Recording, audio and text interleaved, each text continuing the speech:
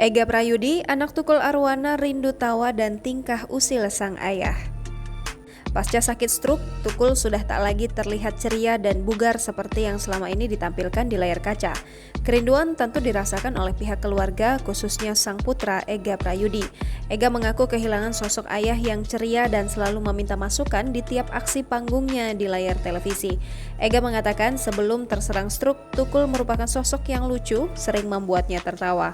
Semenjak sakit, Ega merasakan perbedaan yang signifikan. Tak ada lagi canda tawa dari seorang Tukul Arwana. Ega yang saat diwawancarai memakai seragam lengkap polisinya mengatakan setiap Tukul habis syuting, ayahnya selalu meminta pendapat kepada dirinya. Ega yang merupakan polisi berpangkat Ajun Komisaris Polisi ini mengungkapkan rasa terima kasihnya kepada Tukul. Di akhir wawancara, Ega berharap agar Tukul cepat sembuh dan bisa menghibur para penggemarnya.